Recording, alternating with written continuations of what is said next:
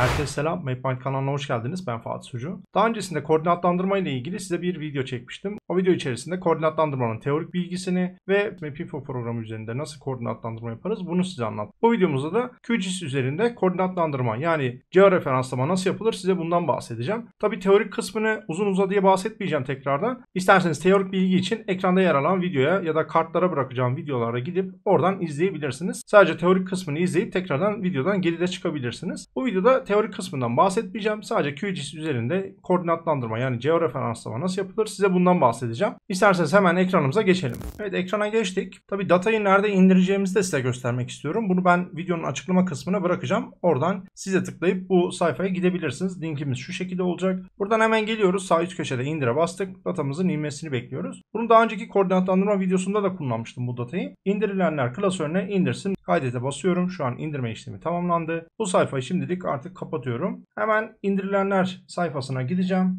İndirilenler sayfasına geldik. Bakın burada Mogan Gölü Pafta diye yer alıyor. Şunu da şöyle çift tıklayıp açıp size göstermek istiyorum. Bu paftamızda sol üst köşede koordinatlarımız var. Şöyle yakınlaşıp size de göstermek istiyorum. Şu şekilde artı çizilmiş. Sağ üst köşemizde yine koordinatlarımız var. Sağ altta ve sol altta koordinatlarımız yer alıyor. Bunu şimdi QGIS programında nasıl koordinatlandıracağız? Hemen ona geçelim. Şimdi burada daha önceki videoda da bahsetmiştim. İsterseniz oraya gidip daha detaylı bir şekilde bilgi de alabilirsiniz. Burada 6 haneli olan bizim X değerimiz, 7 haneli olan Y değerimiz oluyor. Buradaki resmimizi kapattık. Hemen QGIS programımıza geçiyoruz. QGIS'e geldik. Burada öncelikle hemen geliyorum. Layer'ın altında Georeferencer diye bir seçeneğimiz var. Bunu tıklıyoruz. Şöyle bir penceremiz ekrana gelecek. Burada ilk başta paftamızı çağırmamız gerekiyor tabii. Hemen ne yapıyoruz? Geldik burada Open Raster seçeneğine tıklıyoruz. İndirilenler klasörüne gidiyoruz. Burada Mogan Gölü Pafta'yı seçtim ve aça basıyorum. Bu şekilde gelmiş oldu. Daha sonrasında ne yapmamız gerekiyor? Burada bir de projeksiyon tanıtmamız gerekir. Hemen geliyoruz, burada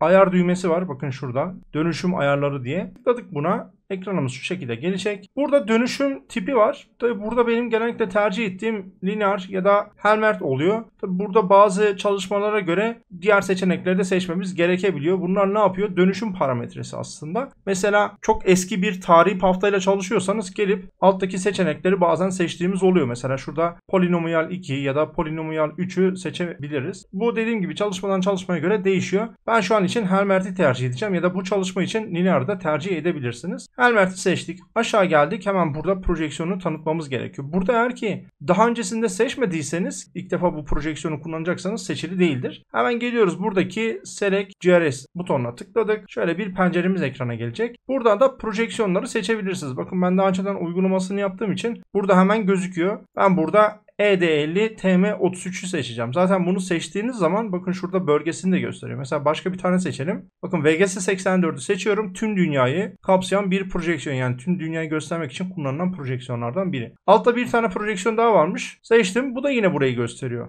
Yani aslında ben bunu da seçebilirim ama şimdilik bu çalışma için ED-TM33 projeksiyonu tercih edeceğim. Bu uygulamada tabii projeksiyon ve koordinat gibi ifadeler karşımıza çıkıyor. Bunu dediğim gibi bir önceki videoda detaylı bir şekilde bahsettim. Oraya gidip izleyebilirsiniz. Bu ifadeleri bu videoda çok fazla değinmeyeceğim. Çok daha kısa bir video olmasını istiyorum. Projeksiyonumuzu seçtik. OK diyoruz. Bakın şuraya da geldi. Buradan da teyit edebilirsiniz. Hemen aşağı geliyoruz. Output faili seçmemizi istiyor. Buraya tıkladınız. Mesela ben yine indirilenler klasörüne göndersin istiyorum. TIFF dosyası şeklinde oluşturacakmış. Tamam, bu şekilde oluşturabilir. İsmini de değiştirmeyeceğim. Kaydete basıyorum. Burada herhangi bir değişiklik yapmıyorum ve OK butonuna bastık. Şuraya geldik. Şimdi burada koordinatlandırma işlemine başlayalım. QGIS programı, yani bana sorarsanız Mapinfo ve ArcGIS'ten çok daha basit bir şekilde koordinatlandırma işlemini yaptırabiliyor. Çok daha kullanışlı diyelim aslında. Neden? Çünkü şöyle gelip hemen yaklaşabiliyorum. Mesela noktaları atacağız ya. Şurada butonumuz seçili. Şu sarıyla işaretli buton. Hemen geliyorum. Şu artının tam ortasına tıkladım. Şu şekilde açıldı. Burada değerlerimi girmemi istiyor. Yine mouse'umuzun scroll tekerlek tuşu var ya. Bunu basılı tuttuğunuzda bunu kaydırabilirsiniz. Mesela değerlerimin gözükmesi için şöyle yapacağım. 6 haneli bizim X değerimiz olacak. Yani şuradaki dikey gelen çizgiye.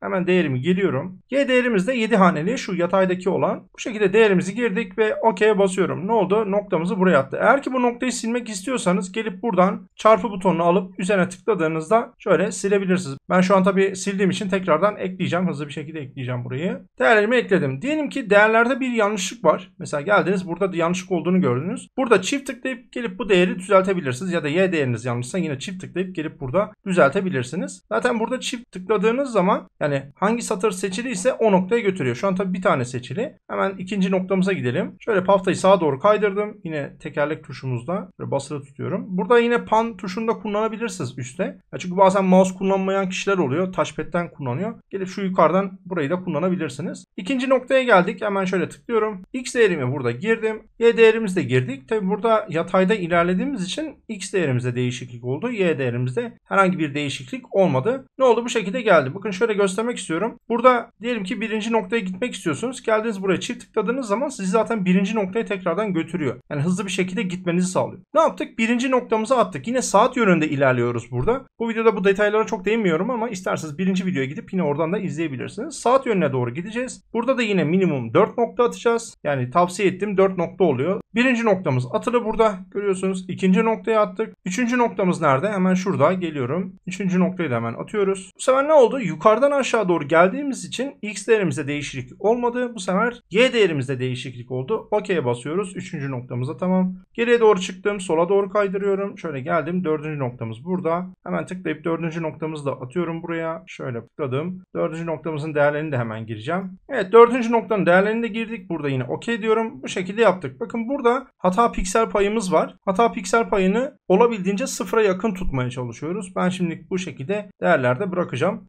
Daha fazla yaklaşıp hassas bir koordinatlandırma yapabilirsiniz. Mesela şu nokta buraya gelmiş ya, şuraya da getirebilirsiniz gibi. Şu an koordinatları girdik. Başka yapacağımız bir işlem yok. Burada tabii şunu da yapabilirsiniz. Mesela koordinatlandırma yapacağız ya. Koordinatlandırma yaparken şimdi şuradan Start Georeferencing dediğinizde koordinatlandırma işlemini başlatıyor. Şimdi bu Mapinfo'dakinden biraz daha farklı bir mantıkta çalışıyor. O videoyu izlerseniz orada da hani Mapinfo'nun çalışma mantığını da görmüş olursunuz. Mapinfo'da orijinal dosyayı koruyor. Burada öyle değil. Burada yeni bir dosya oluşturuyor. Mesela JPEG üzerinden değil de TIFF dosyası oluşturacak. TIFF üzerinden koordinatlandırma yapmış olacak. Burada da siz diyelim ki koordinatlandırma işlemini yaptınız, açtınız, baktınız ama koordinatlarınız yanlış çıktı. Diyelim ki bir yerde yanlış yaptınız. Burada da hata piksel payında da görmediniz ya da burayı da kontrol etmeyi unuttunuz, örnek veriyorum. Daha sonrasında gelip burayı açtığınızda kontrol noktalarını tekrar görüntülemek isterseniz benim önerim şunu yapabilirsiniz. Bakın şurada Load ve Save diye seçenekler var. Bu nedir biliyor musunuz? Bakın Save'e tıklıyorum. Bu bizim kontrol noktalarını 4 tane ekledik ya buraya. Bunları kaydetmemizi sağlıyor. Mesela indirilenlere şurada nokta points uzantısıyla kaydedecek. Tamam, buraya kaydetsin. Mesela kaydet diyelim. Buraya da geldim. Şu an koordinatlandırma işlemimiz tamamlandı ya. Hemen geliyorum, Start butonuna tıklayacağım. Bakın şu şekilde bir hata görürseniz bunu nasıl giderirsiniz? Hemen geliyorsunuz şuradaki ayarlara. Bakın şurada Set Target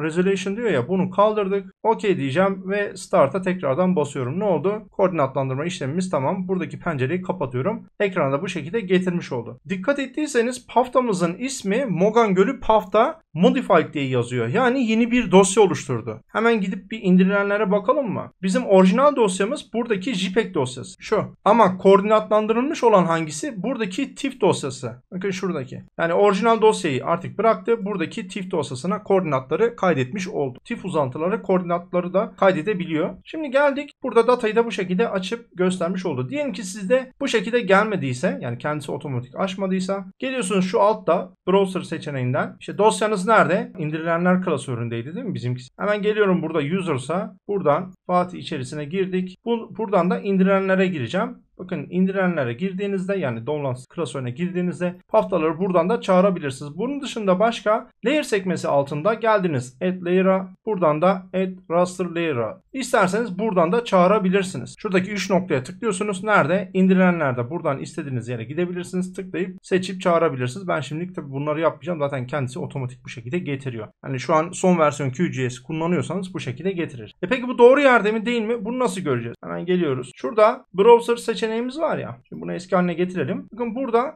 XYZ Tiles diye bir seçeneğimiz var. Bunun altında da OpenStreetMap haritası var. Buna çift tıkladığınız zaman şu şekilde bir pencere getirir. Burada bize projeksiyonu soruyor. Mesela projeksiyonu ben hiç değiştirmeyeceğim. Şu an VGS 84 ED50. Şöyle bir bakayım hatta. Yani şunu da bırakabilirim. Uyarı veriyor. Tabii bunun projeksiyonu şuraya ait ya. Bu şekilde bırakacağım. Okey, bastık. Ne oldu? Altlık harita buraya getirdi. Bakın altlık haritamız üstte ya. Ben bunu tutup şöyle aşağı doğru taşıyorum. Aşağı doğru taşıdım, bıraktım. Paftamız bu şekilde gözüküyor. Şimdi ben Veya burada tabii tam oturup oturmadığını görmem için ne yapmam lazım? Buna bir transparanlık vermem gerekiyor. Hemen sağ tıkladık buradan. Properties seçeneğine gidiyoruz. Buradan transparan seçeneğimiz var. Buradan da yüzdeliğini ayarlayabilirsiniz. Mesela ben şu kadar kırptım. Mesela %50'ye getirelim. Nasıl gözükecek? Apply diyelim. Evet, daha iyi. Biraz daha kırparsak nasıl olur? Şöyle bir bakalım. Ya da arttırırsak mesela %70'ler nasıl olacak? Evet, %70'ler daha iyi gibi. Hatta 60'lara yaparsak yapalım. Şu şekilde transparanlığını da ayarladım. İsterseniz yine kapatıp açabilirsiniz. Bu şekilde paftamız buraya oturmuş oldu. QGIS programında koordinatlandırma bu şekilde. Bu arada şundan da hemen bahsedelim. Kontrol noktalarını kaydetmiştik ya. Hemen geliyoruz. Bakın kontrol noktalarına nasıl gideceğiz? Tekrardan layer'ın altında georeferance'a gidiyorsunuz. Buradan paftanızı çağırıyorsunuz. Mesela paftayı çağıralım. Burada tabii koordinatlı paftayı ben çağıracağım şöyle. Ya da koordinatsızı da çağırabilirsiniz. Nasıl olsa hani kontrol noktaları elimizde. Şunu çağırdık. Kontrol noktalarıyla birlikte getirdi. Eğer ki kontrol noktalarını getirmeseydi gelip buradaki load yani yükle seçeneğine geldiniz. İndirilenlere kaydetmiştik. Buradan aça basıp bu şekilde de çağırabilirsiniz. İstediğiniz kontrol noktası üzerinde değişiklik yapabilirsiniz. Bir de şunu hemen kontrol edelim. Georeferance'a geldik. Burada mesela koordinatlı tip dosyamızı bir de çağıralım. Bu nasıl gelecek? Bakın burada kontrol noktalarını getirmedi. Mesela bir önceki kontrol noktalarını buna çağırırsam ne yapacak? Getirecek mi? Tabii ki de buraya getirmedi. Yani kontrol noktalarını çağırıp işlem yapmak istiyorsak koordinatlı data üzerinden değil JPEG datası üzerinden çağırmamız gerekiyor. Zaten JPEG'i çağırdığınızda kayıtlı olduğu için kendisi otomatik buraya getirmiş oldu. Yani buraya değerler geldi ama bakın kontrol noktaları burada gözükmüyor. Öyle bir durum var. Bundan da bahsetmiş olalım. Şunu da hemen değinmek istiyorum. Diyelim ki buradaki koordinatlandırma bizim için basit değil mi? Kullanışlı. Ya en azından ben öyle düşünüyorum. Koordinatlandırmayı mesela burada yapılmasını ben tavsiye ederim. Buradan koordinatlandırmayı yaptınız. Peki ben ArcGIS'te çalışıyorum ya da Mapinfo'da çalışıyorum. Koordinatlı dosyayı ben gidip orada peki açabilir miyim? Tabii ki de açıp kullanabilirsiniz. Bakın burada TIFF dosyamız şurada yer alıyor ya. Mesela QGIS'i kapatalım. Komple şöyle kapatıyorum. Burada hayır kaydetmesin. Şurada TIFF dosyamız indirilenlerde duruyor. Hemen geldik. Mesela Mapinfo programında bunu denemek istiyorum ben. Mapinfo programını açtım. Home sekmesinde Open Table'a bastınız. Hemen geliyorum. Standart yerler. Buradan bilgisayar diyorum. İndirilenlere gittim. Dosya türümü burada ne yapacağım? Raster image yaptım. TIFF dosyamız şurada yer alıyor. Aç'a bastım. Ekrana getirdi. Şimdi bu koordinatlı mı değil mi? Hemen geliyoruz. Bakın şu altta zaten projeksiyonu gösteriyor bize. Yine de kontrol etmek adına Open'ın altında Bing hibriti yani etiketli Bing'i çağırıyorum. Bakalım gelecek mi? Geldi. Bakın koordinatlı bir şekilde buraya gelmiş oldu. Yani illa gelip Mapinfo'da koordinatlandırma yapmam gerekmiyor. Bana daha pratik geldiği için ben mesela gidip QGIS'te çok daha hızlı bir şekilde koordinatlandırma yapıp gelip buraya atabilirim. Aynı şekilde ArcGIS programında da bunu açıp kontrol edelim. Yani siz Mapinfo kullanmıyorsunuzdur. ArcGIS kullanıyorsunuzdur. Gelip bunu ArcGIS programında da bir hemen size göstermek istiyorum. ArcMap programını açıyorum. Evet, ArcMap programını açtık şu an. Hemen geliyorum burada datamızı çağıracağız. Add data'ya tıkladım. Burada indirilenler zaten tanımlı. Eğer tanımlı değilse gelip buradan tanımlayabilirsiniz. Mesela geldik. Burada bu bilgisayar diyorum. Bunun altında indirilenleri şöyle tanımladım. Zaten tanımlıydı bende de yine de göstermek istedim. Şurada download seçeneğimiz burada. TIFF dosyamızı seçtik. Add'e basıyoruz. Burada karşımıza bir uyarı geldi. Yes butonuna tıklıyorum. Kendisi piramitleri oluştursun. Görselimizi bu şekilde getirmiş olduk. Hemen bunun altına da bir altlık harita çağıralım. Mesela base map'lere geldik. Buradan bir tane altlık haritayı seçiyorum. Add'e bastım. Yani koordinatlı mı değil mi onu görelim. Tabi bunu internetten çekiyor. Bu altlık haritayı internet hızınıza göre çok fazla bekletebilir. Hızlı bir şekilde getirebilir. Bu değişkenlik gösterir. Altlık haritamız şu an geldi. Burada tabi projeksiyonumuz farklı olduğu için altlık haritadan burada bize bu uyarıyı veriyor. Ben şimdilik burada close diyeceğim. Ne oldu? Bu şekilde getirdi. Bakın altlık haritamız burada. Ben buradaki görüntüyü kapatıp açtığım zaman bu şekilde koordinatlı olduğunu görebilirsiniz. Tabi biraz kayıklık var. O kayıklığın sebeplerinden biri de